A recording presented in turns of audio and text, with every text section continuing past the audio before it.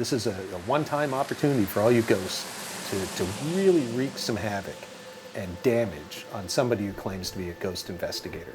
This is it. If you're tired of all those ghost investigation shows that are on every network seemingly 24 hours a day, 7 days a week, including ours, this is it. I am the avatar for everyone who's ever been a ghost investigator. This is your chance to get back at all of us. Drop it. You got nothing. I bet you got nothing.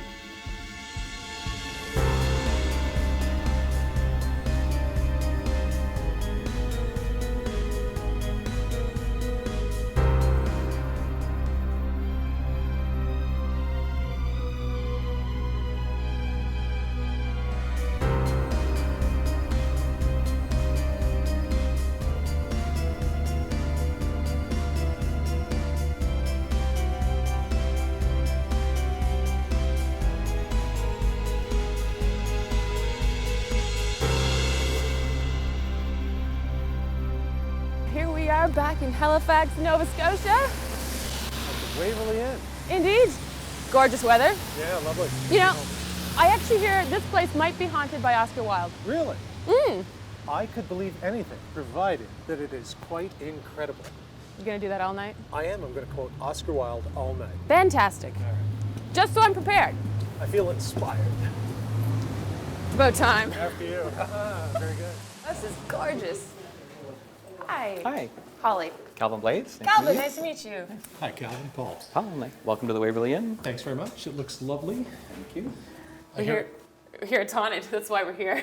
Yes, we certainly have heard those stories too. So there's, from the materials I read, there's 3 rooms that are supposedly particularly haunted. There are. Yeah. You want to go shuck our coats off and get comfortable, and then Calvin, if you can give us a tour of those 3 rooms, that'd be great. Absolutely. All right, let's go. For a shock.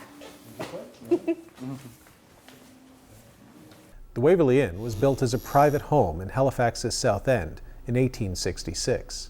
In 1870, the house was sold to 2 spinsters who turned the property into one of Halifax's finest hotels. These days, however, its most famous guests may be the ghosts that are rumored to haunt the property, which made it the perfect location for Holly and I to conduct an investigation in the fall of 2009. So this is the Oscar Wilde room, eh? The Oscar Wilde room. The room he stayed in 1882. How long was he here for? It was about 4 or 5 days. Next door to the hotel was the Halifax Ladies College, of a fine finishing school. So he sold out poetry readings every night there. Nice. Yes, poetry readings. Yes. Yeah, I'm sure that's Why he exactly was why he was here. there. The only way to resist temptation is to yield to it. Oh, well, and there's the man himself, or at least a picture of the man. You say a lot of writers come here, like to hang out, which makes sense, but what kind of sort of paranormal things do they report here, if anything at all? A lot of people that mention it to us say that they experience a positive feeling, a positive spirit, and people that are coming here sort of from the arts community for writing or filmmaking or whatever tend to feel that it's more or less a recharge and invigorating kind of experience in this room in particular. Yeah. This is where I should come to write my next feature. I was just going to suggest that we could put you in here and see if you get inspired by anything. Just sort of, I get inspired by Oscar Wilde. After we left the Oscar Wilde room, we interviewed one of the staff members about a ghostly Victorian-era lady who she had seen in the adjoining hallway. I had seen a lady, it appeared that she was looking out the window. And then as I come down the stairs more, she turned and started coming towards me. But that's when I realized, well, I guess I didn't realize at that point, but that it wasn't a person. As she came closer, there became a light that at first I thought was coming from the door, but it was a gray day. And then, as more I looked, it seemed to have come from within her or from just behind her. And it was just kind of from the shoulders up. After we finished the interview, I decided to head up to the hallway to take some baseline EMF readings. In this lovely hallway, which is apparently haunted by a woman, an apparition, she appears. That was weird.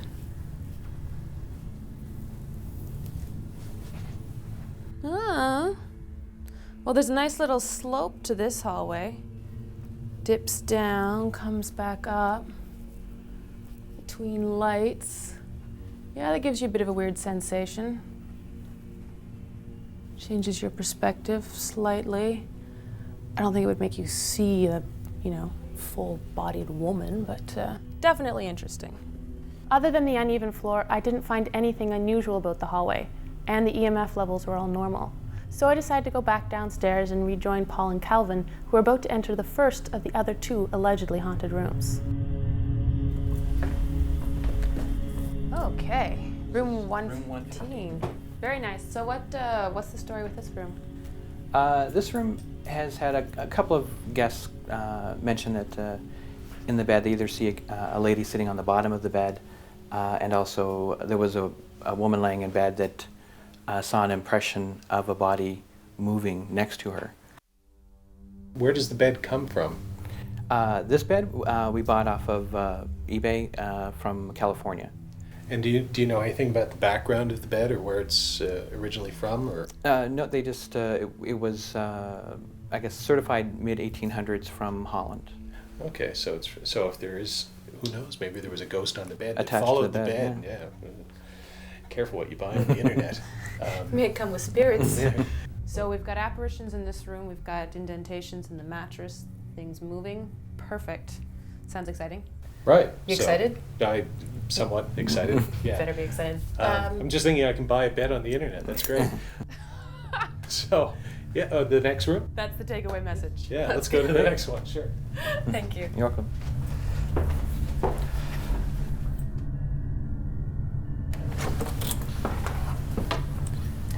So this is room 103. Welcome to 103. And this is the room with the painting that falls off the wall?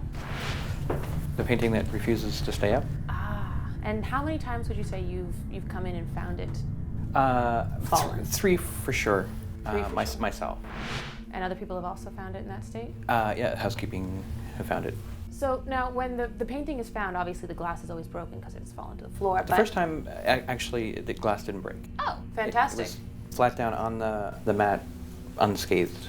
Was the wiring broke on the back at all? No, the wiring And and the hook on the wall were still there. Mm. See, that makes it more interesting.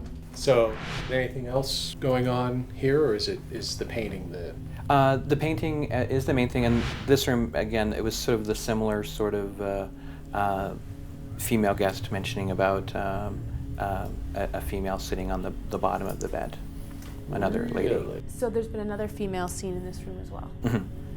Do you know, based off their descriptions, whether or not they were similar from the one on the upper floor? The description generally is, not for every guest comment, but older woman, long flowing hair, with a gown or nightgown type apparel. Is this the same woman that was seen in the upper hallway? It sounds like. Okay, I just have one more question. Yeah, so do I. Is she single? Is it kind of, how old? No. What was your question? Again, really? The painting. Do you know anything about the background of the painting? No, and it was just another something that we picked up at an antique auction for the room, and we don't know the history behind it or who owned it before we bought it. Any kind of date on it, do you think? Again, mostly we didn't really buy, everything was kind of Victorian period, 1880, 1890, so that's somewhere from there. But as much as we know. It did have the original wavy antique glass, which no longer exists. It's too bad. So a lot of the stuff that it seems that you have here in the hotel, the bed in room 115, the painting here, is not original to the hotel. It's stuff that you acquire from elsewhere. Right. Yeah, the hotel went through a bit of a rocky period in the 40s and 50s, and everything that was of value kind of got stripped away, light fixtures, furniture. So when we went to restore it, it was sort of starting from scratch. So in the meantime, you may have acquired a whole bunch of different paranormal entities. After our tour of the inn, Holly and I decided to split up. The Oscar Wilde room was occupied for the evening, so that left us with room 103, where I sat down to hang out with the allegedly haunted painting, and room 115, where Holly set up her audio recorder and her EMF meter. All right, so in this room, we had one guest who was lying in bed, I guess, and woke up and there was a indentation on the bed, which wasn't so unusual because she'd been there with her husband earlier, but he apparently had already gone down to breakfast, and apparently she saw the bed actually move around her. That's a little disconcerting, I won't lie. And another woman reported seeing a lady sitting on the end of her bed. Definitely strange. So, EMF reader. What I like about Holly and I conducting separate investigations is that it gives each of us the opportunity to employ our own individual methodology. Holly uses science and shows real compassion for any ghost that might actually be present, whereas I use, well, let's just say I have a different way of doing things. It's an interesting question. Of the three women in that painting, which one would I be most interested in? The one in the center is probably the least good looking, but she can play the piano, or at least it looks like she can play the piano. That's intriguing. She's got musical talent. I used to be a musician. The one on the right looks to be some sort of strawberry blonde redhead, and she's got music in her hands, which indicates that she probably has no musical talent whatsoever, but she's just going to pass it to the girl in the middle. But perhaps she has other talents. Yeah, reading and writing and such. And the one on the left seems to be with a violin. And so she's probably got musical talent too. I'm gonna go with the one on the left. She's got that dark red dress. I like it. Wonder if she's here. Okay.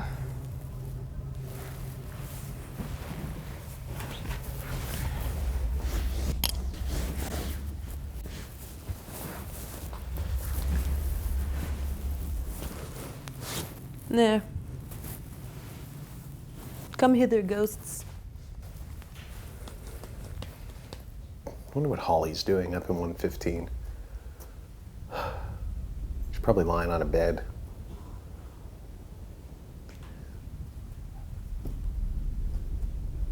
Sitting in a chair, doing the same thing I'm doing, except not reading Oscar Wilde.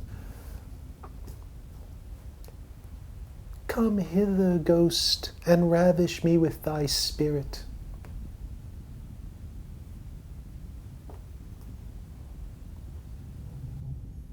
That's the difference between Holly and I. She'd say something poetic like that, and I'd just say, hey, baby, let's get it on. Female ghost, hanging out on the end of the bed. She's probably lonely. Paul should probably be here, not me. It's the difference between going to the opera and a pro wrestling match. Holly's the opera, I'm pro wrestling. We'll assume that if there is a lost soul, if you believe in that thing, that if there is a lost soul trapped or connected in this room, stuck somehow in this plane, linked to perhaps even this bed frame, that would get a little boring. Thinking. Nope, pretty sure it would. Because I've only been here, just kidding, 30 minutes. So, if there is something that's linked to this room, or to this bed, I'd have to get lonely. I'm here. You can come say hi. Sometimes you should tempt fate. Because fate is single. And if you tempt fate, fate might say yes, and then you've got a date with fate, which is kind of poetry Oscar Wilde might have written when he was really, really drunk. I have a date, what rhymes with date? Fate with fate. and then he'd pass out in a gutter somewhere. But if I'm to tempt fate in here, I've got a room where the painting has fallen off. It's actually kind of a heavy painting too. Fallen off and landed down here several times. So I'm thinking maybe I've annoyed the ghosts just enough to get them to do something, put my life on the line here for ghost investigation. Hanging out on a bed, waiting for a ghost lady to say hello. It's a new song, just wrote that.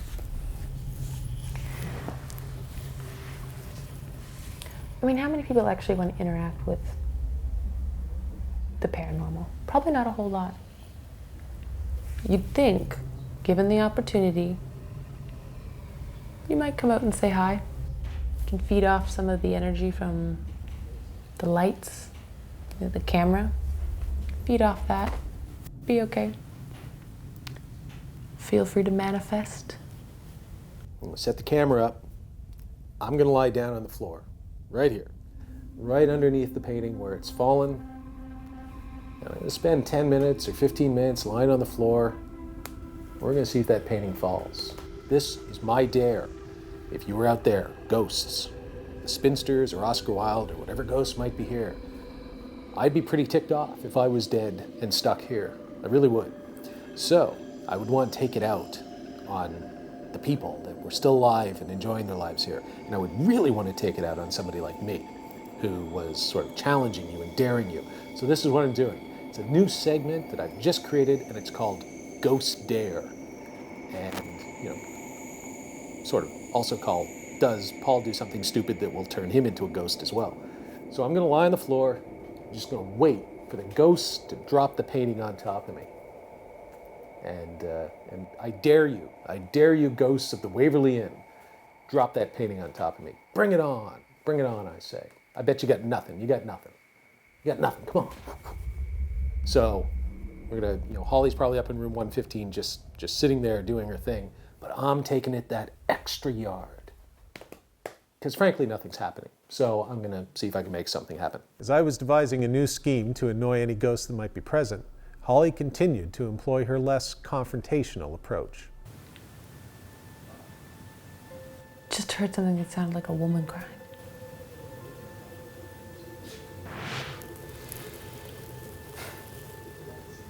No. Whatever it is, it's gone. It is kind of a heavy painting. Well, if it falls on me, I hope at least it's the chick in the red dress that lands on me. Next to me here, you can see a mirror, which we've used. It's lying on the floor too. It's pointing up at the painting.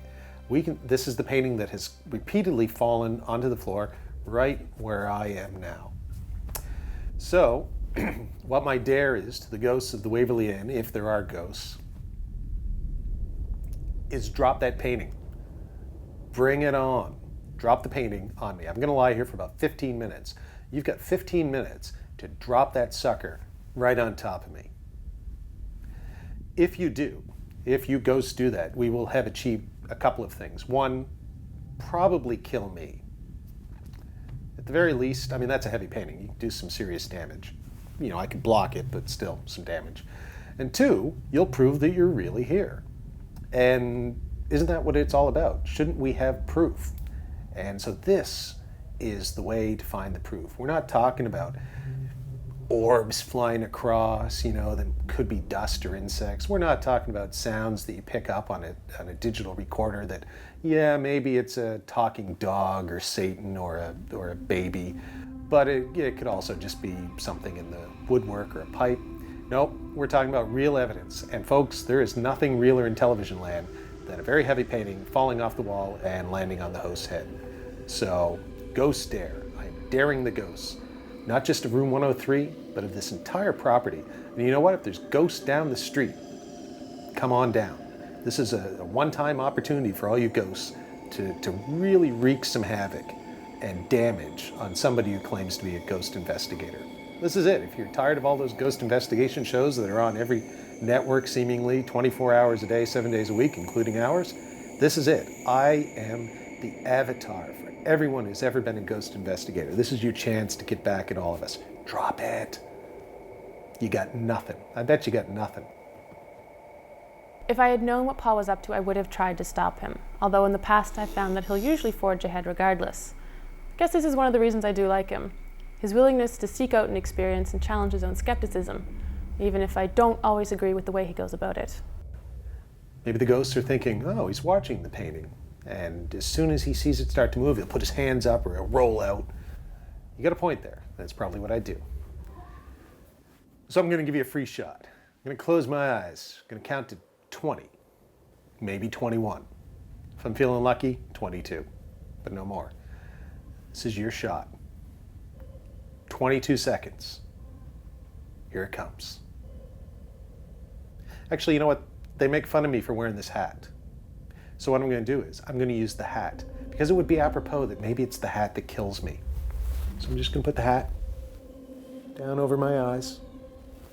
It's not a see-through hat. I can't see anything. This is a little weird, a little bit afraid here. Come on, ghosts. You got 22 seconds. 1, 2, 3, 4, 5, 6, 7, 8, 9, 10, losers, 11, 12, cowards, 13, 14, if you're the spinsters, you were ugly, 15, 16, no man ever thought you were attractive, 17, 18, you probably smelled funny too, 19, 20, drop the painting, 21, last opportunity, Oscar Wilde, ghost chicks, spinsters, anything. If you got anything, this is your chance. Do I feel the painting shake a little?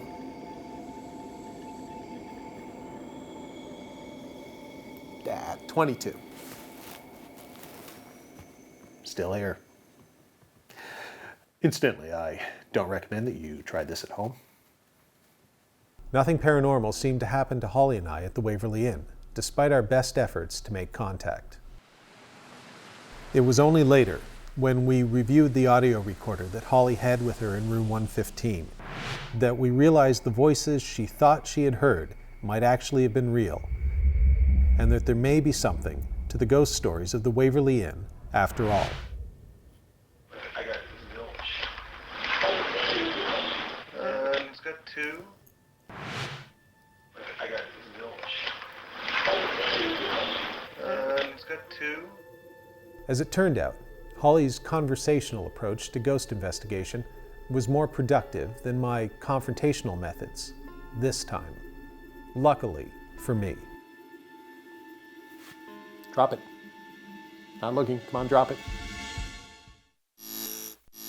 Tell you, on the rare occasion when a car passes by, it screws up the audio, so I have to stop talking. But it also reminds me that I'm not actually alone, because you sure feel alone when you do something like this.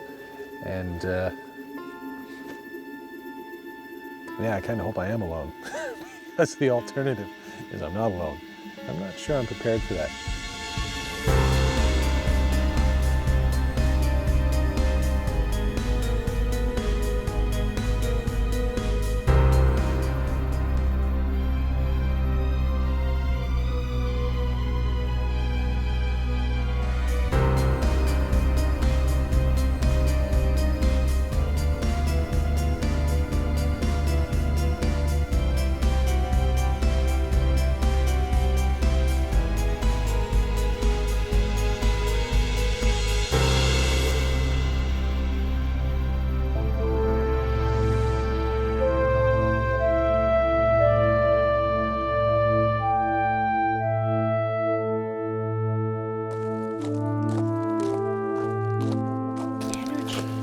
Can you actually here we see are. it? Yes. So It's purple. I like the color. I love the color. Let's meet the gingerbread people. Yeah, you right. Not call them that. He looks nice. John Duggan? Yes. Paul Kimball, nice to meet you. Nice to meet you. Come in, Ghost please. hunting friends here. Hello. Holly and I got a call from John and Sharon Duggan of Liscombe, Nova Scotia in late 2008. They claimed that the property was haunted by the original inhabitants, the Hemlow family, who had built the house in the 19th century. In the spring of 2009, Holly and I traveled down to Liscombe with our friend, psychic Kelly Muse, to investigate. While Paul was helping the crew set up the equipment, Kelly and I went outside with John Duggan to have a better look at the property. Now, when I came in, John, I noticed something from this window. I don't know really what to tell you, except I felt that there was eyes looking at me. Is there any particular reason? This window's here. This Yes. is where the bedroom where we get to smoke the pipe tobacco, and we believe this is where he'd sit and look out onto the highway, smoke his pipe. Yeah. It's very, very, oh, yeah, I feel... We've had friends come down to visit, and they've seen, I'm not sure if it was the attic or this bedroom window. I'm pretty sure it's the bedroom. This is where we're getting our smell of tobacco and, Really? yeah, pipe. You've had friends actually see... We've had a woman come down. She's seen something in the window. Yeah. It's great. Love it. It Yeah. is, absolutely. Yeah, it looks after the place when we're not here. Very well said. Yeah. That's exactly, I felt like it was welcoming me. I didn't feel like I was needing to be afraid, but it was definitely a welcoming feeling. Yeah. But there were eyes there. It's a good house. Yes, it is. Seems to say, come on in. Yeah. After Holly, Kelly, and John had checked out the exterior of the location, I joined them in the kitchen, where John began to relate some of the paranormal stories associated with the house. I was making toast one morning, and I was going to put peanut butter on it, and I turned to get a knife, and when I came back, the peanut butter was already on the toast. And it wasn't super early in the morning? No, it wasn't. And I looked at the knife. There was no peanut butter on it. I thought my wife had done it. I thought she just came out and did it, and I turned. She was sitting in the dining room there, and I said, thank you. And she said, for what? And I said, for putting peanut butter, and she said she didn't do it. Now, it's one of these things that I might have done it, but I didn't have a knife with peanut butter. So, I mean, it was a little bizarre. And that was the first incident that we had in the house. I thought, okay, there's something going on here. How long were you in the house before that first incident occurred? We were just coming down renovating. So it might have been probably within the first month or so of coming down to renovate the house when we noticed it. Yeah. Obviously, they're not Yeah. trying to get you out. I stopped eating peanut butter. I don't eat that anymore. I was going to say, if they wanted to get him out, they would have buttered it with peanut butter and cyanide. Yeah. If it's just straight up peanut, That's you're right. still Yeah, here. I'm so still here. Friendly ghosts. That's friendly right. ghosts kind of thing. Yeah. Exactly. Okay. Just trying to help Good out, that's feeling, all. that's good. That's all. Nice renovations, and the ghosts or spirits or whatever have apparently moved from this room to some other room. So let's go take a look at some of those other rooms. Okay. Yeah, let's go. Let's go.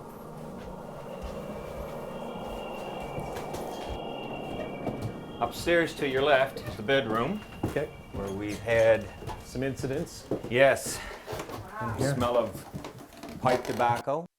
So this is the Front of the room windows. with the pipe tobacco. This is the room. Was it over here by the window? He sits in front of the window supposedly, and that's where he would smoke his pipe. Kind of like if I was him, sort of. Yeah. Look out the window onto the road. Hole number 7 is right out there. He'd have his window open there so the smoke would go out, but this is where we always got the smell of pipe tobacco. Always in this room. Sometimes stronger than other times. So he'd just kind of sit here like this. He would sit there, yeah, and look out because he wasn't allowed to smoke downstairs. His wife had asthma. So he'd have to come up here to smoke. Now, John, is there a cemetery nearby where the Hemlows are buried? There is a cemetery just down the road here, and Hemlows are all buried there. This is where we found the little girl from downstairs that was causing a little bit of shenanigans in the house. We went over and found her headstone and that, but this is where the family's buried. When John finished his tour, Holly and Kelly went downstairs to meet the rest of the Duggan family, while I went across the road to scout out the cemetery where the Hemlows were buried. Ah, the Hemlow family. Mary Hemlow, James Hemlow, young James Hemlow. Looks like I'm going to be spending the evening with you folks tonight. Joy, oh bliss, oh happy, happy day. With our survey of the property and the surrounding areas completed, we sat down to interview the Duggan family about their various paranormal experiences in the house. My first big experience in the house was I was down by myself one weekend. We were doing the wiring in the house, so we had everything gutted out. Everything was off the walls. The bed was pulled out towards the middle of the room to be able to get at. And where it was pulled out in the middle of the room, I could look out in the hallway. It was blowing that night. House was moving, creaking. You know, you don't think anything of that because it's an old, creaky old house. But it sounded as though there was footsteps. The creaks were coming up the stairs. Sort of freaked me out a bit. I thought, okay, this ain't too good, you know. So I had my eyes closed, and I heard the wind blow again, and I opened my eyes, and at the top of the stairs, there was a figure there, a transparent figure. I could see right through it. It was like a heat wave. It was disturbance through the figure. And I thought, Jesus, this ain't good, man. This freaked me out a bit. I closed my eyes. I was laying in the fetal position on the bed, and I could sense it. I couldn't hear it, but I sensed it. It came into the room. I could feel it come into the room and move around to the back of the bed. And I'm laying there sideways, and it was sort of freaking me out. And it took its two knuckles, I could feel them, push on the bed. The bed actually moved behind me. And he leaned down, and he brought his face right down in front of mine. I was laying side, and I'm telling you, I get goosebumps. I got them right now. Every time I tell it. It scared me, not to the point of running out. He stood up and disappeared. And that was the last I ever seen of him. And I thought, you know, this was freaky. So the first time I ever saw a ghost was one time when I was sleeping, and I heard something in the hallway. I thought it might have just been the wind or the creaking of the house. But when I looked up, I looked through my window and I saw out into the hallway, and there was someone standing there. At least it looked like it. It looked like a man, but he had foggy almost and mist around him.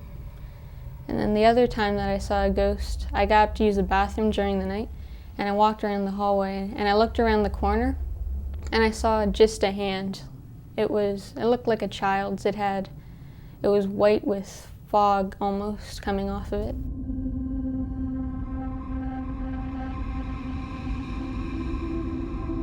The first time I ever saw a ghost was one time in the middle of the night. I just woke up and I wanted to get back to sleep, but I couldn't. So I decided to read a little bit. And as I kept reading, I looked over towards my closet and I thought there was a short figure inside. It was all white, so I couldn't really see much of it, but it ran towards the bed, and as it got closer, I could see that it was a child, and that sort of freaked me out. So it jumped up on the bed, and it was just standing there for a little bit, and then it just disappeared. And after that, I asked my parents for a nightlight. Whenever you have a case when there are children involved, you have to be careful. But Marina and Liam Duggan seem to be completely fine with their experiences. A lot of that was likely due to the example set by their parents, who had come to accept the fact that their house was haunted. When we first moved into the house, I was kind of freaked out. I was always looking around or over my shoulder, especially at night if I was going down the stairs or going into a dark room. I think I was a little afraid of seeing something. But then after a few years, I got more comfortable, and now nothing bothers me at all in the house. I'm really comfortable. After we finished our interviews with the family members, Holly and I sat down to figure out our game plan for the evening's investigation. Kelly would conduct a seance with Sharon Duggan and Holly, while I would head across the road by myself to the cemetery and camp out next to the graves of the Hemlow family. We're going to try and contact the other side here, Kelly. You want to take us through what we have set up here? Well, what I'm going to do is light this candle. The candle is a tool. What I'm trying to do is establish a connection to the other side and give them the option to actually show us that they're here, which takes not a lot of energy on their part. So by moving the wick, the flame, they can actually show us that they're there, or they can actually extinguish, yes, it's the French, extinguish the flame itself. Now I'm going to invite them to do that, and also I'm going to ask them if they'd like to show their presence in any other way in this room. That would be acceptable. Is that okay with you? Sure. Okay. All right. So let's begin. They're very primitive tools. As Holly, Kelly, and Sharon began their seance with the lighting of the candle, I set up a light in the cemetery across the road and began my own attempt to communicate with any spirits that might be there. I tell you, on the rare occasion when a car passes by, it screws up the audio, so I have to stop talking, but it also reminds me that I'm not actually alone, because you sure feel alone when you do something like this. And yeah, I kind of hope I am alone, because the alternative is I'm not alone. I'm not sure I'm prepared for that. If anyone on the other side hears us, I would like you now to please feel free to come here. We are here in peace. We're not here to disturb you at all. We just want to know that you're okay. So please, if you are on the other side and you'd like to come, we invite you. You are more than welcome. Okay, the light is completely dead. So thanks to Nathan for putting up a light that lasted 30 minutes. And I'm out here, it's wet, it's creepy, it's cold. I'm on top of the grave of a guy who died over 100 years ago, who might be haunting a house just down the road. And they're holding a psychic seance reading kind of thing there, and I wonder how that's going for them. The candle in front of us is there to allow you to use as little energy as you can to move the flame, if you will. So we'll look up at the flame, and if you'd like to move the flame, that would be wonderful. And also I'd like to make it clear, Paul is right now in the cemetery, and we'd like to anybody who is connected to the Hemlows to go and show themselves to him. Be gentle. Or not. But make it clear that you are there, and we shall see. I can tell you how this is going for me, and that is really, really freaking scary, but not in a threatening way, not like the St. Andrews jail was. And I say that because in St. Andrews I had this feeling of, because a guy was hanged just next to it, a man who had committed murder. He had spent the last days of his life in that jail cell, and I felt this cold wrapping around my throat. Well, I am feeling a similar type of cold tonight, although not around my throat. It comes, and it's not the wind. The prevailing wind is going in a different direction, and I'm feeling it all around me. It's like a little bubble of cold that comes and goes, and it's getting more and more frequent. And I know, because I am one, what a skeptic would say, and that is that it's partly the mind playing tricks on you, and partly the fact that it's wet and cold out. But I'm taking it, I'm factoring that in, taking that into account. And what I feel is different, at least to me. It's different. I can't explain it. I'm certainly not going to say it's paranormal. But being on the grave of Hemlow while they're doing that, yet again, it's the cold sensation, and that seems to be a repeating motif when I try these stunts. So who knows? Maybe Mr. Hemlow here is here, or at least something. I don't know. I'm certainly not going to rule it out. And I wish the light hadn't gone out. That would be nice. So I'm going to have a word with Nathan about that. So anyway, reporting from the grave of James Hemlow, with a bubble of cold around me, and when I move away from here, when I move away from here to check the camera, I don't feel it. Being flat out honest with you, I do not feel it when I move away from here. It's still wet and damp out here and chilly, but I don't feel that cold, which is like, 5-10 degrees centigrade less. Over here, it's actually like it's winter on my hands. I walk away 5 feet, and it's not. My hands aren't a problem, if that makes any sense. So I'm just telling you, that's what's going down on the grave of James Hemlow, for whatever it's worth. From a guy who, with each passing episode, with each time he does that, I become less and less of a debunker or a real skeptic, and more of an open-minded agnostic, that there might be something to all this. Oh my. I had no light left, so I decided to head back to the house where Holly, Kelly, and Sharon were still conducting their seance. if you're here and But you want us to know you're here, then okay, but blow this puppy out. But we respect you, and it's not about proof. It's just about the fact that we would like that. Yeah. Because we don't want to make it about proving that he's here, because you might get more than you'd like. Mm-hmm. Right? So if he's so inclined, or it's so inclined to do that, that would be nice. If not, that is okay as well. That would be awesome.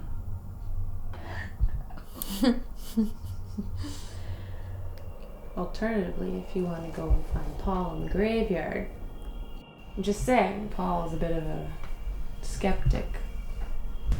Not anymore, he's not. Seriously? You're kidding. No. The lights gave out. Well, oh, for God's sake.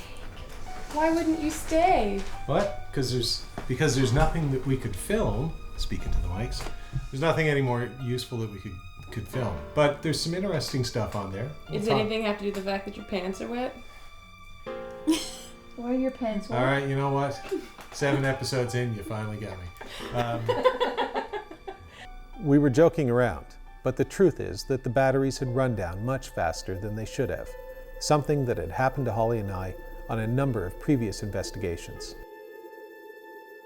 Making it even stranger was the fact that it happened at the same time as I noticed a quick drop in temperature, and just after Holly and Kelly had asked the spirits to pay me a visit in the cemetery. I want you to all concentrate on the flame, and let's ask them to please try to move the flame.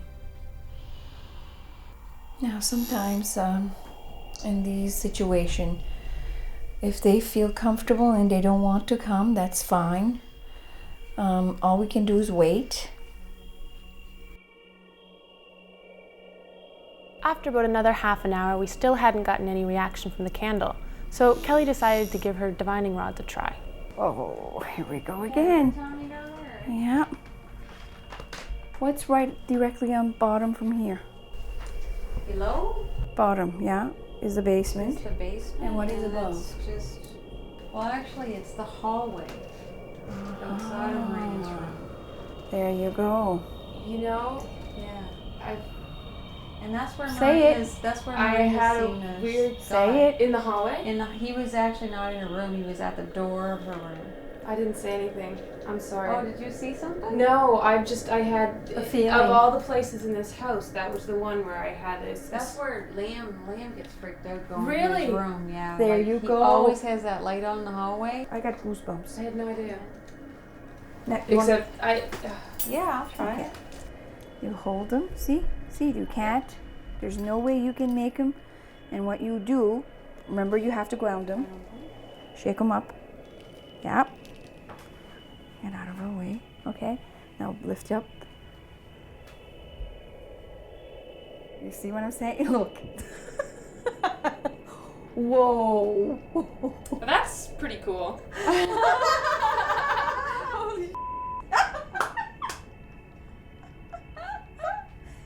Now, are you making them move? I'm not doing a thing. Take a look at her face. You can tell she's not doing a thing. Oh my god, that's freaking me out. Are you okay? That's weird. That's really weird. You see? And you're not doing a thing, are you? That broke me out into a sweat. There Should we you make go. a check upstairs? That's hilarious. Yeah, that's probably a really good idea. Do you want to Man, check that if hallway the out? energy's that good here, imagine Yeah. what it'd be like up there. Yeah.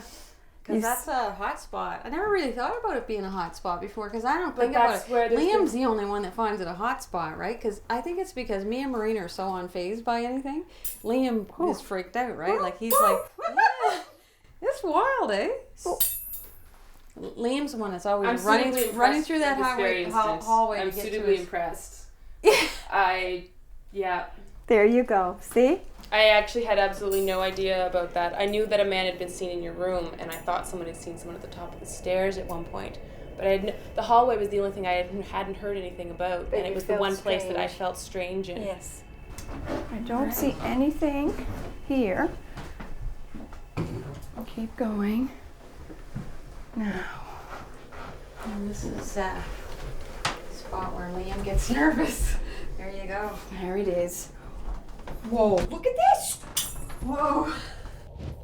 Holy crap, I've got goosebumps. That's pretty intense. From the hallway, we proceeded to the master bedroom, where the smell of tobacco was often reported. Again, the divining rods were very active. Well, that's weird. Look at that! Look at that. What does that mean to you, Kelly? That is just strange. Just the movement? That is very weird. It's almost like it's blocking it.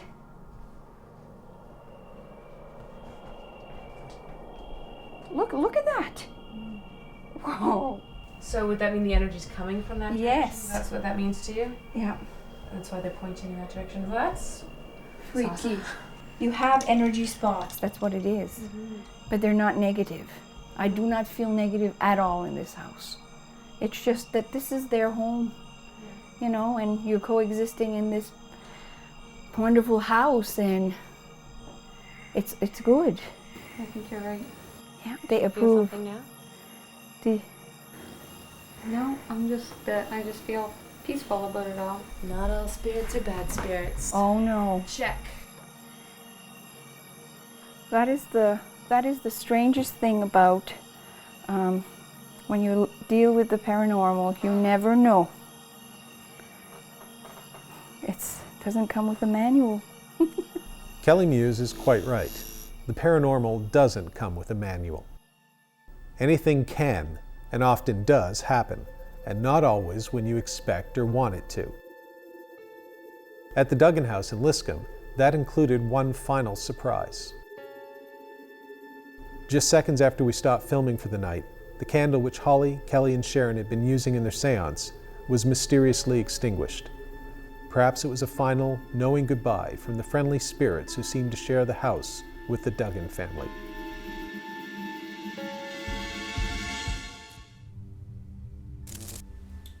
After 12 episodes and 13 allegedly haunted locations, I've been able to draw a few conclusions. First, I'm firmly convinced that the vast majority of ghost stories can be explained without reference to anything paranormal. However, there are some cases that seem to defy rational explanation. We should always be conscious of the fact that there are a great many things about our universe and ourselves that we haven't even begun to understand yet.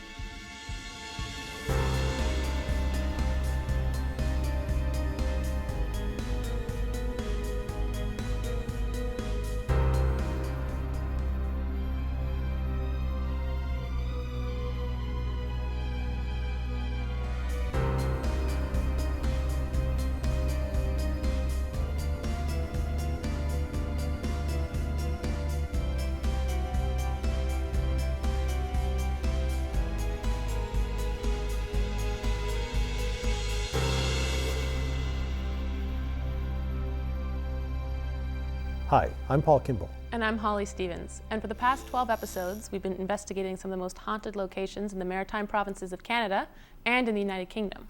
Haunted churches, haunted graveyards, haunted private homes, haunted restaurants, haunted inns, haunted hotels, a haunted Neolithic burial chamber. Have I forgotten any of the haunted places we've been? A haunted radio station. That is true. Yes, many haunted locations. So tonight, what we're going to do is bring you some of the best evidence from those locations. As well as some of the weirdest moments, the strangest moments, some of what we think are the funniest moments. There's a lot of those. There's a lot of those. Whether you folks agree or not, who knows, but we think they're funny.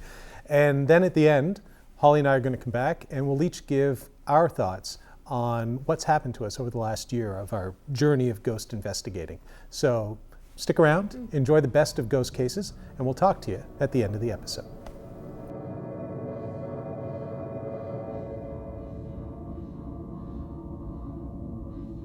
While Holly and Elaine explored the courthouse, our 4 infrared cameras had been activated. For the most part, nothing anomalous had been recorded, but there was one particular clip that caught our attention. In my opinion, light anomalies like this have perfectly rational, non-paranormal explanations.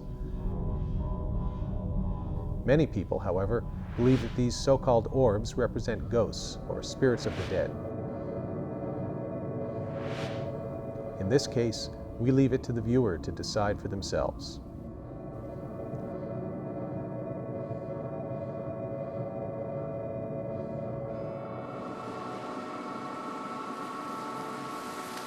We're always careful when reporting DVR evidence. In most cases, light anomalies can be explained by dust or insects reflecting off the infrared light. In this case, however, the light anomaly is an unusual shape and size and follows a path around the salad bar that one could imagine a human being, or in this case, possibly a spirit, might follow.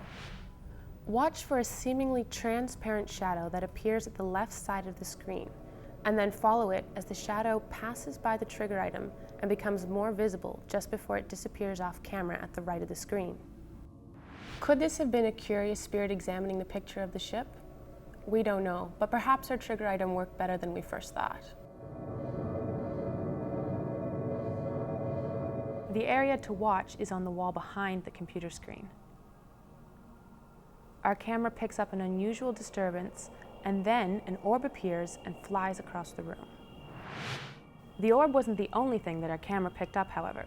Before it takes form, our camera recorded what appears to be an anomalous, three-dimensional image on the wall. I've never been convinced that orbs are evidence of paranormal activity, but I have to admit that I found the footage we recorded in room 473 to be interesting, particularly how Holly responds to the light after it goes by her. She looks behind her.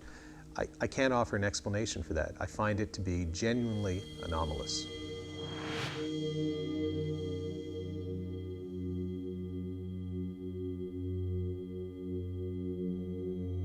I saw what I thought was just a temporarily light just on the edges of these sort of tombs, and I came rushing over trying to account for everybody where everybody was. The only person that wasn't with us was Dale, and he was at the far end, Down in the cemetery down area. in the cemetery, near the lower cemetery, just scouting around that area. I don't know if it was basically just that he's wandered the torch and it's just caught my eye as it swept this area. I'm not too sure, but I talked to Dale and he said that he didn't come over to this area with his torch. So, well, here's the great thing about sort of the scientific method. We might be able to recreate that's right, a torch from that far down. If we can get Dale to go right down to where he was earlier, and with his it's only a very small torch, and with his torch just to flash over in this area, see if it catches and if we anything. can just go further, just around the corner a bit, and see if we can see that torch, then okay. we'll be able to find out. All right, we'll head down here, and Dale's going to swing his torch, as they say here in Britain, or as we would say, his flashlight, back here as if he was walking where he was, and we'll see if that creates any light effect over here. Yeah, that'll be wonderful. Yeah. And if it doesn't, then we have some anomaly, we could perhaps. have an anomaly. Yeah. All right, let's go hang out down here. Yep. He's always pointing in that direction. It wouldn't have looked like that. And that's like lights the whole. Yeah, because as a flashlight works, the beam goes out, Yeah. doesn't it, and it gets further and further apart the distance you're away. Yeah. And when Dale was down there and he flashed his light up here, it was too widespread. It was very focused, the light where I saw. Yeah. So I think we could have something on the strange there.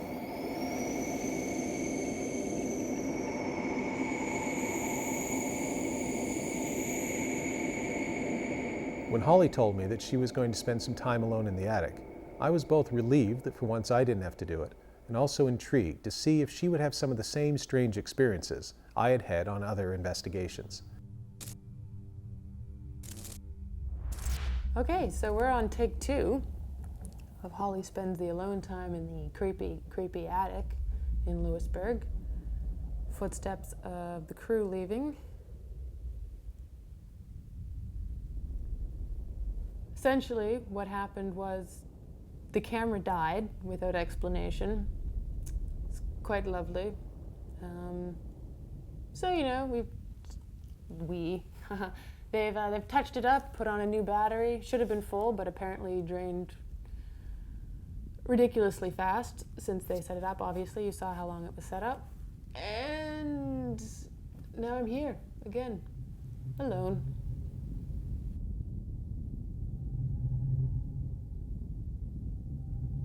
In a period of 20 minutes, our sound technician, Dale Lucky, burned through 2 sets of batteries that should have lasted over 2 hours. How long are these ones running? They've only been going probably max 20 minutes today. What do you usually get out of them? That first shoot we were on down in Liscombe, Yeah. I think I didn't change batteries once. And that would have been a couple of hours? Yeah. Wow. So I don't know what's going on, but anyway. had to change 4 times whilst I've been here. Now it's the same pack, come out of the same packs that I use when I'm at home, and they're usually pretty much good for a week or so, usually about a week. But just for the location here tonight, I've changed them 4 times. So. But it is quite common for people to report battery loss on equipment when the new batteries have been placed in them in areas where alleged paranormal phenomena takes place. So.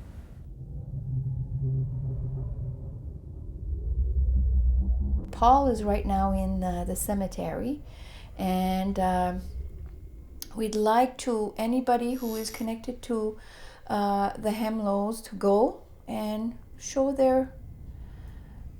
themselves to him. Be gentle. Or not. But make it clear that you are there, and we shall see. Okay, the light is completely dead. So thanks to Nathan for putting up a light that lasted 30 minutes. And I'm out here, it's wet, it's creepy, it's cold. I'm on top of the grave of a guy who died over 100 years ago who might be haunting a house just down the road. That's what's going down on the grave of James Hemlow, for whatever it's worth.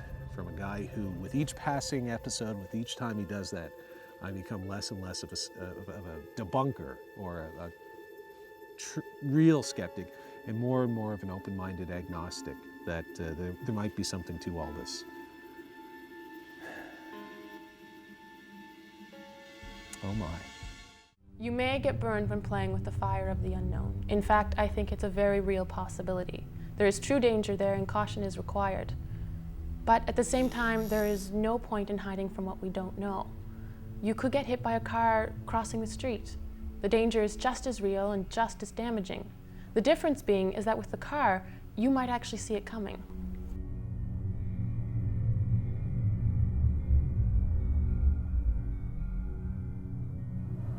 I want you to see in your mind, Ollie, a light, a bright light, a beautiful light.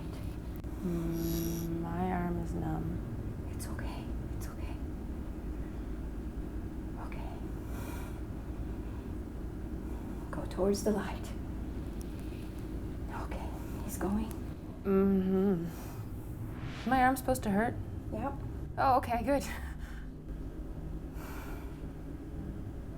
Okay. Take a breath. Oh, crap.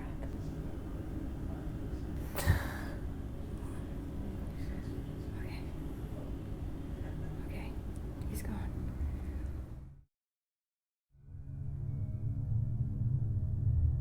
I knew what Paul was trying to do by putting the noose around its neck.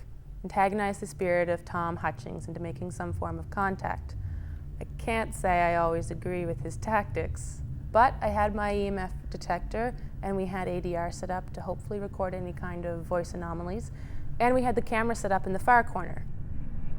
I don't know, I'd like to think that maybe they could, maybe humor's the way to reach ghosts, but who knows? I mean, it's respectful humor, we're not disrespecting. Well, I'm curious what this felt like, and I think, if you're going to sit, it actually really does. I mean, you have a good yank. So, no, not you.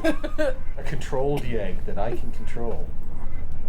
Need you breaking my neck. Holly and I had been in the jail cell for the better part of an hour, and nothing had happened. We decided to turn the lights out entirely to really try and get a feel for what it would have been like to be Tom Hutchings in there waiting for his execution at night. And that's when things got really weird. Oh, That was weird. yeah. What? I have a very strong feeling of something in front of us. Really? And the EMF went off. Oh my God. I'm not kidding. Me neither. I was sitting here and all of a sudden I felt this cold go around my throat. What strikes me most about this experience is the fact we had the one thing that skeptics are always looking for: corroboration. 2 independent witnesses seeing or experiencing something at the same time in the same place. In our case, different things, but still, that is the kind of evidence skeptics are always looking for. And then to top it all off, it happened again. It's up again, it's up, and it's gone. Oh, okay. See, there will be camera I cannot see the EVP thing. There will be camera confirmation on that just before you said that, look where my head went. Back down, I felt the same. Are you serious? Yep, I went, the camera will confirm, before you said it, I went like this. Right back down in. Like, I don't actually really want to expose my neck at the moment, because it's kind of creepy. Ugh. I don't think I've seen you like this before, Paul. Yeah, well, I got a thing about strangling and necks and throats and stuff. Maybe in a previous life I was hanged. The noose was funny, because the noose is no threat. And this, who knows? This is an unknown. Okay. Look, spook time's over. We're spooked. The feeling of being strangled, if that's what it was definitely an uncomfortable experience. Now, I'm a skeptic. I believe in evidence. I'm well aware of the subjective nature of what happened to me in the jail cell that night. But I'm also aware that whatever happened, happened. I can't discount it. I can't explain it. All I know is I felt it, and it felt real.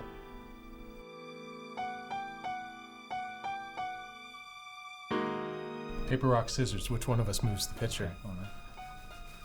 No. Paul's moving the picture. That's the first one I've ever won. So I have a question. You said that if you touch the picture, someone dies. Yes. So, apparently. So then rock, paper, scissors doesn't necessarily mean that Paul moving the picture means that he's gonna die. Could be you that dies. It could be. Technically. But hey. Or me. Hey. Or Steve. Then I'll come back as a ghost and to my colleagues and try and... Oh, that would be good. And be able to... If you could, yeah. I'd just be interested if anybody dies. When confronted with a story that portends some dire paranormal consequences if a certain action is taken, I have a habit of throwing caution to the wind, because I don't believe in ghosts or demons or curses. At the line in Swan, I did it once again, this time with the painting of Caroline in the basement. At the time, Dave Sadler and I joked around about people dying because I had moved the painting, and then we thought nothing more of it as we moved on with our investigation.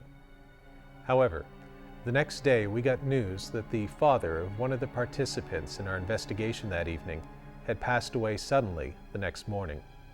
This is something that I've struggled to come to terms with in relation to both our investigation of the line in Swan and this episode. The skeptic in me wants to dismiss it as a pure coincidence. Given all the circumstances, however, I can't help but wonder if maybe for once I actually went too far and crossed some sort of paranormal Rubicon with tragic consequences. At the line in Swan, supremely confident in my skepticism, I came and I saw. But it may have been the curse of Caroline's painting that ultimately conquered.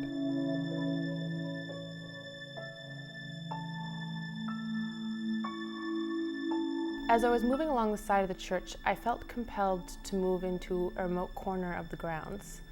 Turning back towards the church, I was overcome with a sense that we were not alone. For whatever reason, this corner interested me. I walked up through, and obviously there was nothing going on, but I was standing in that area, and I turned and I looked at the rest of the church, the building. And nothing happened, but it felt like something was going on. And in my mind, I literally thought the words, something's happening.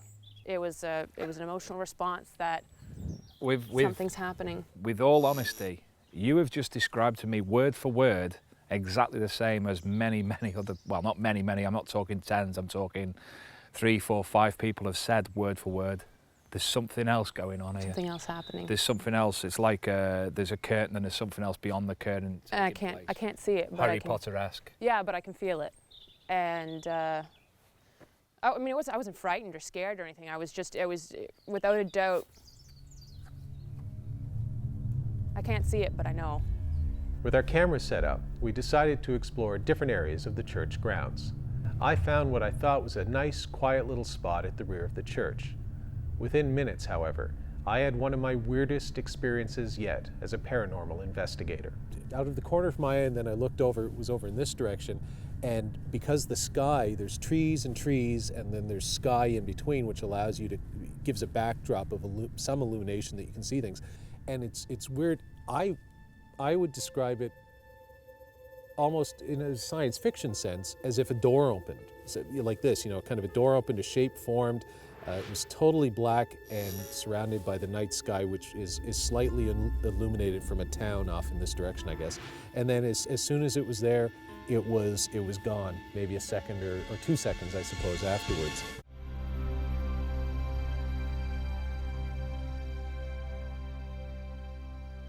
So I'll leave you two guys here, and maybe without my sort of dark, forbidding, skeptical presence, if there is something, give it another 10 minutes, see what happens. Graham and I spent about another half hour in the cellar, but nothing seemed to happen, so we headed upstairs to rejoin Paul and the UPIA, who'd begun packing up. It wasn't until later that we discovered my audio recorder had picked up an eerie, childlike voice as I was leaving the basement. And we're back upstairs now. And we're back upstairs now.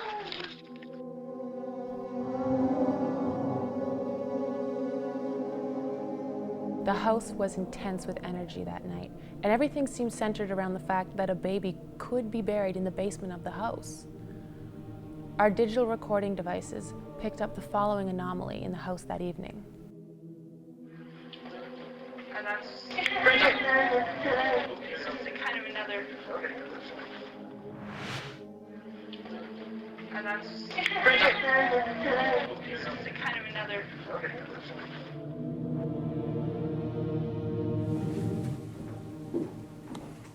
What the hell is that?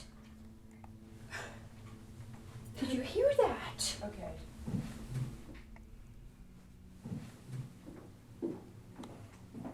Oh my God. That's incredibly strange. I mean, I know old buildings make noises. I've lived in one my entire life, but that's not a typical old noise.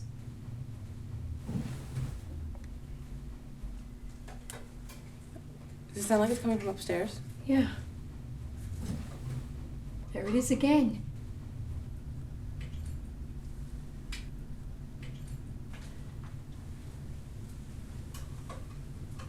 Do you see anything? No. It sounds like, I wonder what's up here. Well, there's the attic above us. It sounds just like footprints. Steps. Steps. It's all good. It is. It's all good. I got shivers. Somebody's walking upstairs. Well, it's what it sounds like, and we're getting reports of people having that kind of noise anomaly, if you want to call it, because there's no one upstairs, and most of the time they keep that door locked. It's unlocked right now because we're monitoring with the DVR. Yes. So. And there's no one there. Kelly and I conducted a thorough search upstairs, and then we went outside and checked around the building. Wind-related noises were present, but we could account for them. Our digital video cameras confirmed that there was no one upstairs, and we couldn't find anything else that could explain the sounds that we encountered in the Douaget house.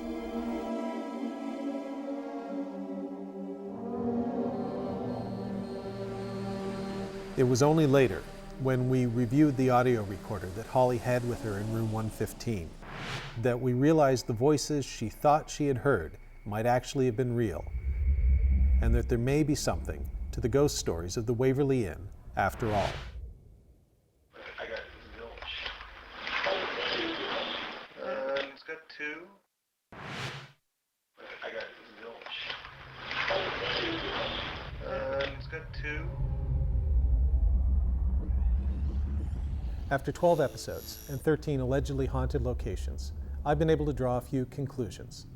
First, I'm firmly convinced that the vast majority of ghost stories can be explained without reference to anything paranormal. However, as with most things allegedly paranormal, there are some cases that seem to defy rational explanation. As I see it, there are 2 possible reasons for this.